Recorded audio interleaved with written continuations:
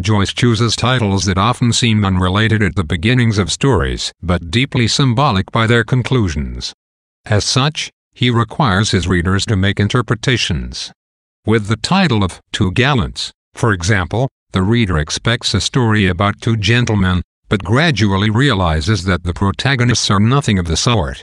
The irony of the title underscores the fact that the story implicitly critiques the lives of Lenihan and Corley, and also suggests the false images that people assign to themselves.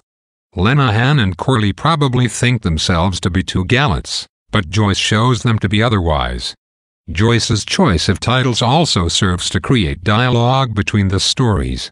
The titles of the opening and closing stories of the collection, for example, could be interchangeable. The Sisters fits the content of that story, but it could also appropriately describe the final story, which also involves two aged siblings. Likewise, The Dead could serve as the title for the first story, which begins with the anticipation of a death. Such connections generate a sense of unity in the collection, as well as a circle. By creating titles that intermingle thematically with each other as The Sisters and The Dead do, Joyce constructs a narrative loop that recalls the circular routines of the lives portrayed in the stories. As such, the title for the collection is significant.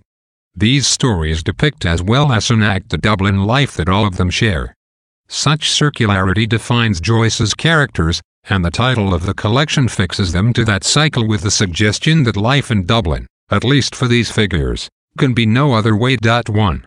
Of the 15 stories in Dubliners, Joyce focuses on women as protagonists in only 4 stories, but women appear throughout the collection in various small roles, often in relation to male protagonists.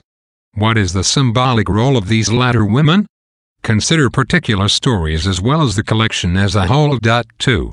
As the title implies, Dubliners examines the lives of people in Ireland's capital, and Joyce provides ample geographical details. Since not all readers are familiar with Dublin, such details can be unfamiliar. What purpose, then, do these elements serve? 3.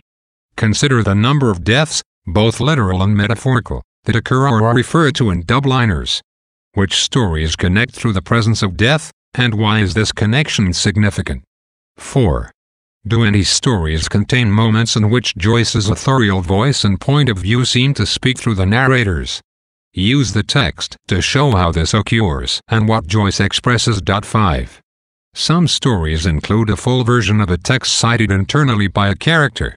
For example, in A Painful Case, the reader can examine the article about Mrs. Sonico's death that Mr. Duffy finds, and in Ivy Day in the Committee Room, the reader can review Hines's poem about Parnell. What sort of relationship between reader and story do such forms create? What might be Joyce's aim in cultivating this relationship?